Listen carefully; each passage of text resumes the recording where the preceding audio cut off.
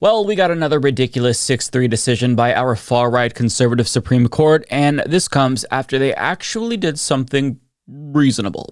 Last week, in a 7-2 decision, they chose to not destroy the Consumer Financial Protection Bureau, which is pretty surprising. But this week, they want all of us to know that that was a fluke. Don't expect more reasonable decisions from them because they're just as unhinged and extreme as ever.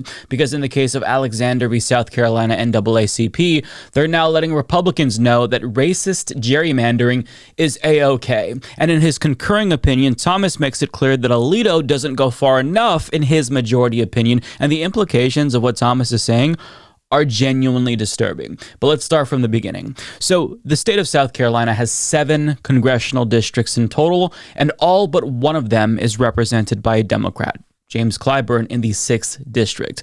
But the 1st district was increasingly becoming more competitive for Democrats in the southeastern portion of the state, which means that they could soon get a 2nd Democratic representative in the state of South Carolina if things continue to trend in that direction in that one district. So when Republicans redrew maps in 2020, they redrew it in a way that made it less competitive for Democrats and more safe for Republicans. But how they did this is what's at issue here. So they moved a bunch of white people from more rural areas into that district while taking a bunch of black voters out of the district and putting them in one where they're a smaller percentage, so that way they won't be able to actually tip the scales in favor of Democrats. And the problem here is pretty obvious, right? It's brazenly racist. They're specifically diluting the power of black voters in an effort to shore up their own support. And you can't do this. Now, for some reason, it's actually okay to redraw districts in an explicitly partisan way, but you can't redraw them in a racist way. So voting rights groups, logically, they sued the state because this new map obviously violates the Equal Protection Clause of the U.S. Constitution, and a federal court sided with them because why wouldn't they? It's pretty clearly racist here, and the court said, this can't stand, you've got to redraw that map so it's less racist. But the Supreme Court took up the case, however, and they had a different take. Mark Joseph Stern of Slate explains, on Thursday, the Supreme Court reversed the lower court, insisting that the legislature cared about partisanship, which is allowed, not race, which is, in theory, disallowed. In the process, it effectively overturned precedent prohibiting lawmakers from using race as a proxy for partisanship in redistricting. Alito's majority opinion also turbocharged the presumption of legislative good faith, better described as the presumption of white racial innocence. He directed lower courts to more or less ignore circumstantial evidence of racist intent when assessing these gerrymanders. The result is a new, nearly insurmountable bar for victims of racial gerrymandering. It will be virtually impossible for any plaintiff to prove that lawmakers targeted them because of their race rather than their assumed political beliefs. Legislatures may now aggressively dilute the voting power of black communities by shifting them into districts where their votes will matter least. In other words, when Republicans gerrymander in an explicitly racist way and disenfranchise thousands of black voters in their states, all they have to do now to get away with it is say, ooh, well, we totally didn't mean to do it that way. Did our partisan gerrymander look a little bit racist? That wasn't our intent, we swear. And now, because of this case, courts are supposed to take them at their word due to the presumption of legislative good faith. It is a complete fucking joke, and it's going to open the floodgates to racist gerrymandering across the country and could literally lead to the disenfranchisement of millions more black voters. Now, partisan gerrymandering in and of itself shouldn't be allowed. Neither party should be able to redraw maps to give themselves an advantage because that opens the door to these fucked up looking maps and people just getting bad representation, namely black and brown people. So what needs to happen is independent, nonpartisan commissions should be the ones redrawing these maps, not Democrats and Republicans. But we had a chance to do that and didn't do that in 2021 or 2022 when voting rights reform was on the table. But thankfully, there are still other safeguards left in place, ones put in place by the court, to protect racist lawmakers, or stop racist lawmakers, I should say, from diluting black voting power. And in his concurring opinion, though, Thomas took aim at all of those and said we should get rid of the remaining safeguards.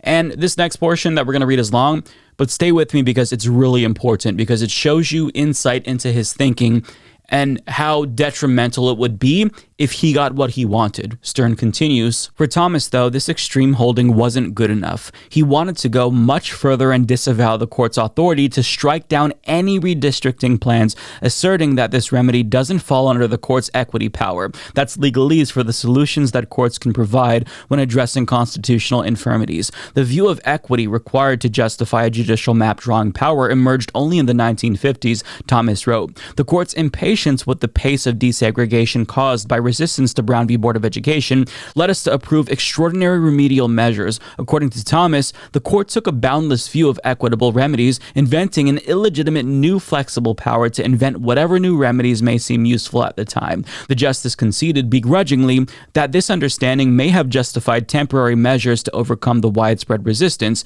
emphasis on the word may, but it also demonstrated that extravagant uses of judicial power are at odds with the history and tradition of the equity power and the framers' design. Redistricting remedies rest on the same questionable understanding of equitable power, Thomas continued. If Brown was the diseased root, then the famed redistricting cases of the 1960s were the poisonous tree.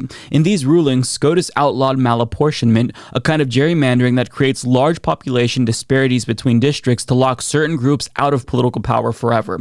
For instance, in 1960, the population of Vermont's House districts ranged from 38 people to 33,000 people. The vote of a resident in the smallest district counted 868 times more than that of a resident of the largest district. Many legislatures use malapportionment to dilute the votes of urban residents who were more likely to be non-white, giving white rural voters outsized sway in the state house. The tool was also deployed as a more direct instrument of racial discrimination. Virginia's white supremacist legislature, for instance, packed black voters into a small number of districts and then spread white voters around many more districts. This tactic produced its intended result. After Brown, the Virginia legislature voted to shut down all public schools rather than integrate them. The 21 state senators who voted for the measure represented fewer Virginians than the 17 senators who opposed it. That's the combination of malapportionment and racial gerrymandering in action. So the Supreme Court addressed all of this through other cases, which mandated one person, one vote, and made it so that way racial gerrymandering wasn't predominant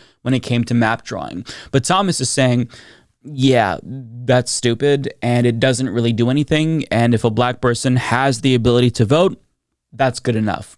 It doesn't matter to him that their voting power is diluted to the point that it's completely meaningless, but, as long as they can cast a vote, that's all that matters. It's still a democracy, according to Thomas's logic. But this is authoritarian because citizens in almost every country on the planet are able to vote. Some countries like Morocco, for example, they have a king who's always in power, but voters can choose their legislators, but that doesn't really matter because you're not fundamentally changing who has power in the country. In North Korea, people can vote too, but the elections are a complete farce. And I say all this to say, voting alone, obviously, doesn't make a democracy a democracy. If voters don't actually have the capability of changing who's in power, that is not a real democracy. Thomas is saying, he's fine with that, specifically as it relates to black voters who've been targeted by electoral racism and bleaching. Now, here's what that would look like in practice if the court went as far as Thomas actually wanted them to go. Stern continues, in Thomas's view, Virginia's Brown-era scheme to deny political power to black residents would be perfectly lawful. Indeed, under his theory, a state legislature could pack every black resident into one legislative district, then distribute white voters over the remaining 99 districts, or a state legislature could put 100,000 black residents into one congressional district and 10 white people into another. To Thomas, these schemes would present no constitutional infirmity and courts could do nothing to stop them. Why? Because in his view, courts may only exercise those powers claimed by the High Court of Chancery in England at the time of the adoption of the Constitution. Courts did not draw maps back then, so they cannot today either. Now, thankfully, the court's not going that far, yet at least, but if Thomas had his way, that would be the result of this decision. A complete dismantling of Brown-era precedent that protects black voting power. Now, his argument isn't necessarily that racism is good. He's using some legal jujitsu and mental gymnastics to get around that. But he's saying the courts don't have the power to mitigate these harms because they don't have the authority to draw maps. That should be left to political institutions. So if voters think that gerrymandered maps are racist, well, they need to take it up with their representatives, who conveniently don't represent them. Or they could ask Congress to set the standards that prohibit this. But the problem there is that they also don't want to do this, as evidenced by the fact that they failed to pass basic voting rights legislation 2 years ago. So if lawmakers won't do shit and the courts shouldn't be able to address racism, oopsie, looks like there's nothing that can be done to avoid racist gerrymandering. Darn. That's basically Thomas's response here. He is effectively pro-racism, and somehow more so than Alito and the other conservative justices. So that's just a little bit of insight into his twisted way of thinking, but we also learn more about the guy who wrote the majority opinion in this case. So Alito, according to the New York Times, chose to fly an Appeal to Heaven flag at his vacation house, and if you don't know what that means, it's essentially a Christian nationalist flag that was flown by January 6th insurrectionists during the Capitol riot, mind you. And it's not the first time that he's done something like this. 2 years ago, he flew an upside-down flag in solidarity with the Stop the Steal rioters, who did the same thing to signify their belief that the 2020 election was stolen. So, we have another Stop the Steal Supreme Court justice who's now coming out as a Christian nationalist. Oh, and he hasn't recused himself from upcoming cases regarding the January 6th insurrection either. So it's a little bit of an issue, just a tiny bit of an issue. Now, some of you may think that a flag isn't a big deal. And, some Republicans are also downplaying it, but not all of them. Even some Republican senators are wondering what the fuck he's doing. For example, Lindsey Graham said it wasn't good judgment on his part to fly the Appeal to Heaven flag. Bill Cassidy admitted that the optics were terrible, and Mike Round said that it was weird. So, when Republicans think that you've gone too far in letting your freak flag fly, no pun intended, you've gone too far. And in an appearance on Chris Hayes' show on MSNBC, Representative AOC explained why this is so damning. What we are seeing here is an extraordinary breach of not just the trust and the stature of the Supreme Court, but we are seeing a fundamental challenge to our democracy. Samuel Alito has identified himself with the same people who raided the Capitol on January 6th and is now going to be presiding over court cases that have deep implications over the participants of that rally. And while this is the threat to our democracy, Democrats have a responsibility for defending our democracy. And in the Senate, we have gavels. There should be subpoenas going out. There should be active investigations that are happening. And I believe that when House Democrats take the majority, we are preparing and ensuring to support the broader effort to stand up our democracy. But I also believe that when Democrats have power, we have to use it. We cannot be in perpetual campaign mode. We need to be in governance mode. We need to be in accountability mode with every lever that we have. Because we cannot take a Senate majority for granted, a House majority for granted, or a White House for granted. Every single minute matters, and we have to use our power when we have it. And what she's saying here is really important because Democrats can't just finger wag and fundraise off of the threat that this court poses to democracy. We already know that the court is illegitimate and poses a threat to democracy, but what are we going to do about this? That's the next question, and steps need to be taken to mitigate the threat that they pose to democracy. This court needs to be forced to adopt a binding code of ethics in response to their overt corruption. That's step number one. On top of that, simply allowing a far-right supermajority to rewrite U.S. legal precedent that will last for generations is unthinkable to me. Democrats are in control of the Senate. So Biden needs to start nominating more Supreme Court justices to ideologically balance out the court. That's perfectly constitutional. There's nothing limiting the number of justices to 9. And people might respond by saying, well, Mike, if Democrats pack the Supreme Court, then Republicans are going to do the same thing when they get power. Okay, then we'll just add more justices next time and we'll go back and forth, right? Would you rather deal with this back and forth where both parties constantly add more justices every couple of years to tip the court back in their favor? Or would you rather just have the court be consistently conservative for an entire generation? That's what we're faced with. I'd opt for the former personally, because if lawmakers can rig legislatures with partisan gerrymandering, then I don't think it's a stretch to say that, rebalancing the court at the behest of the public is also something that they can and should do. But I mean, if packing the court is too extreme, because I know a lot of you are going to say that, there are other things that Democrats can do. There are grounds to literally impeach Clarence Thomas and Alito. Start that fucking process. I mean, the point is, if we let the Supreme Court do what they've been doing with no accountability, we're going to be royally fucked for the rest of our lives. I, for one, don't want to be the subject to the authoritarian whims of a bunch of robed Christian fascists.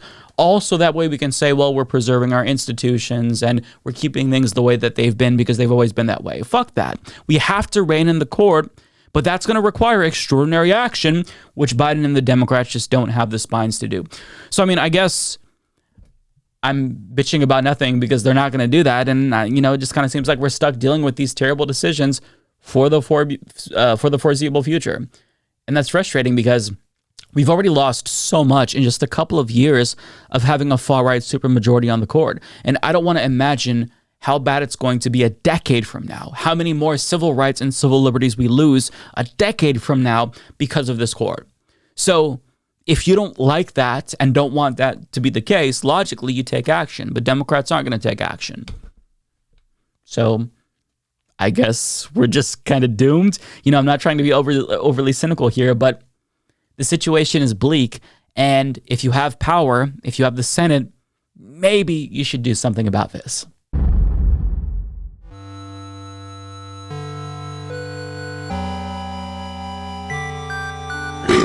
Excuse me.